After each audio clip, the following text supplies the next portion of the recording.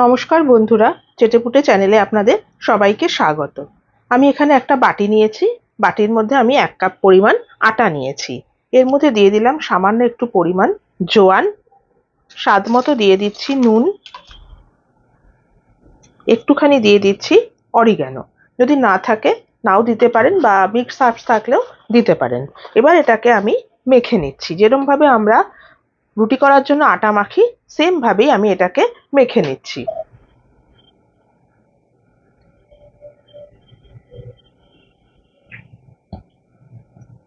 জলটা দেওয়ার আগে দেখুন আমি সামান্য একটু পরিমাণ তুলে নিলাম এখান থেকে। এটা ব্যবহারটা আমি পরে আপনাদেরকে দেখাবো। এবার আমি এটাকে মেখে নিচ্ছি।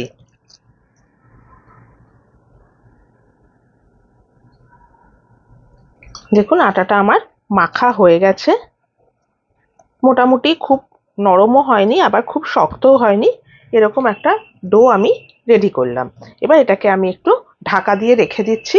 রেখে দিয়ে আপনাদেরকে দেখাচ্ছি যে আটাটুকুনি আমি আলাদা করে রেখেছিলাম সেটা দিয়ে কি করতে হবে। এবারে দেখুন যে আটাটুকুনি আমি আলাদা করে রেখেছিলাম সেটা একটা বাটির মধ্যে ঢেলে দিয়েছি। এর মধ্যে আমি দিয়ে দিচ্ছি একটুখানি কালো জিরে, সামান্য একটু পরিমাণ দিয়ে দিচ্ছি হলুদ, একটুখানি দিয়ে দিচ্ছি লঙ্কার গুঁড়ো, দিয়ে দিচ্ছি স্বাদ মতো নুন, আর দিচ্ছি একটুখানি ধনেপাতা কুচি। এবার এটাকে জল দিয়ে একটা গুলে পাতলা ঘোল মতো আমি রেডি করে দিচ্ছি।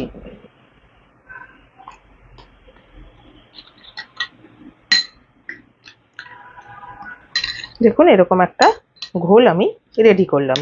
এবার এটাকে আমি সরিয়ে দিচ্ছি, দিয়ে আমি এবারে পরের প্রসেসটা আপনাদের দেখাচ্ছি। এবার আমি হিটে একটা কড়াই বসিয়ে দিয়েছি। এখানে আমি 1 টিস্পুন রিফাইন্ড অয়েল গরম করেছি। এবার এর মধ্যে আমি সামান্য একটু পরিমাণ জোয়ান আর গোটা জিরা একসাথে দিয়ে দিলাম। এটা ভালো করে চড়বড় করে উঠলে আমি এখানে দেব পেঁয়াজ কুচি। ফোড়নটা কাঁচা অবস্থায় দেবেন না, একটু লালচে কালার হলে, এর থেকে যখন গন্ধটা বের হবে তখনই কিন্তু পেঁয়াজটা দেবেন। দেখুন ফোড়নটা আমার হয়ে গেছে, একটা সুন্দর গন্ধ বেরিয়েছে। এবার এখানে আমি দিয়ে দিচ্ছি পেঁয়াজ কুচি, 1.5 টেবিল স্পুন মতো পেঁয়াজ কুচি দিলাম।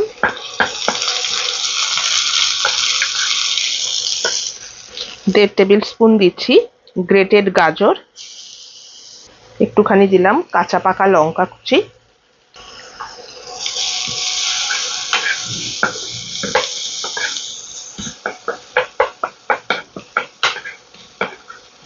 এবারে কিছু গুঁড়ো মশলা আমি এখানে অ্যাড করছি। 1/2 টিস্পুন দিলাম ধনে গুঁড়ো, দিচ্ছি হলুদ গুঁড়ো, সামান্য একটু দিচ্ছি ঝাল লঙ্কার গুঁড়ো, এটা আপনারা স্বাদ বুঝে দেবেন, আর 1/2 টিস্পুন দিচ্ছি জিরে গুঁড়ো, স্বাদ মতো দিয়ে দিচ্ছি নুন,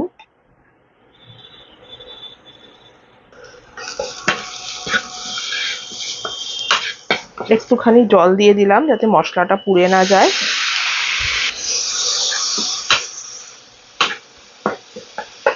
এবার এখানে আমি দিয়ে দিচ্ছি 1 টিস্পুন সেদ্ধ করা কড়াইশুঁটি।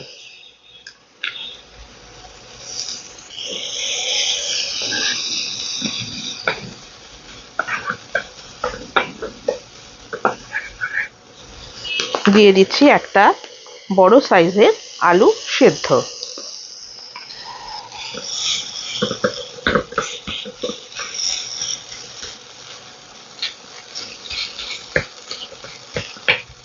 এখানে আপনারা একটু ক্যাপসিকামও অ্যাড করতে পারেন, পনির দিতে পারেন, আপনাদের খুশি মতো আপনারা দিতে পারেন।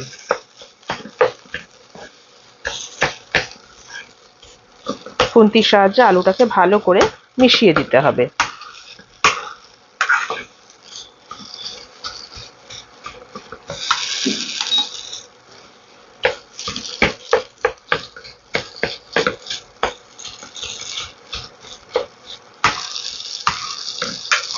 এটা প্রায় আমার হয়েই এসছে।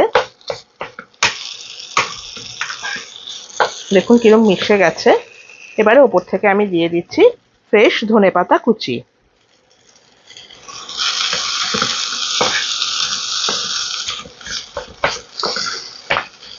ফ্লেমটা এবার আমি অফ করে দিচ্ছি, দিয়ে এটাকে আমি ঠান্ডা করে ফেরত আসছি। পুরটা আমি নামিয়ে দিয়েছি, ঠান্ডা করতে রেখেছি। এর মধ্যে আমি আটাটা দেখুন নিয়ে আসলাম, একটু গুঁড়ো আটা আমি ছড়িয়ে নিয়েছি। এবার এটাকে আমি একটা বড় রুটি বেলে নিচ্ছি।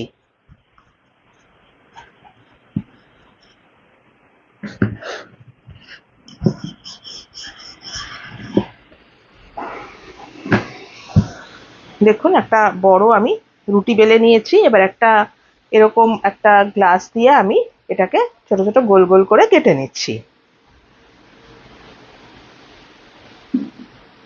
গ্লাস বা বাটি যেটাই থাকে সেটা দিয়ে আপনারা এরকম ভাবে কেটে নেবেন।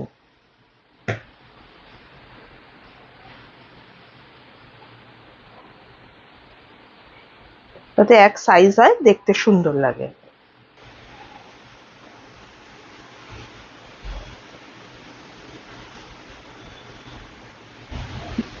এটাকে আবার বেলে আবার এইভাবে এটাকে কেটে নিতে হবে। এভাবে সবগুলো রেডি করে আমি আপনাদেরকে দেখাচ্ছি। এবারে যে ফিলিংটা আমি রেডি করেছিলাম সেখান থেকে অল্প অল্প করে ফিলিং এনে আমি এই পুরিগুলোর মধ্যে দিয়ে দিচ্ছি। খুব বেশি দেবেন না, তাহলে মুড়তে অসুবিধা হবে। দেখুন এরকম ভাবে দিয়ে এই পাটটা এনে এরকম ভাবে আমি আটকে দিচ্ছি হাত দিয়ে।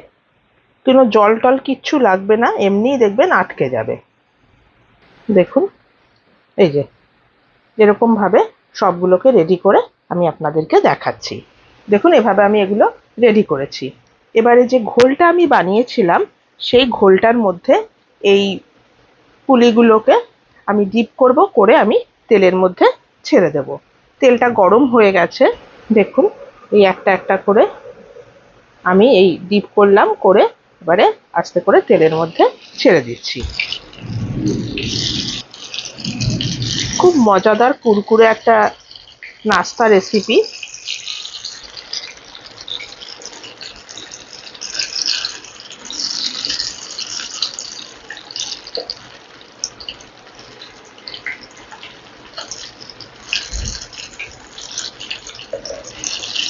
একটু লালচে করে ভাজা হবে। একঘেয়ে ব্রেকফাস্ট খেয়ে খেয়ে যদি আপনাদের ভালো না লাগে, সেক্ষেত্রে মাঝে মাঝে কিন্তু আপনারা এরকম ভাবে বানিয়ে নিতে পারেন। মুখের স্বাদটা কিন্তু অনেকটাই বদলায়।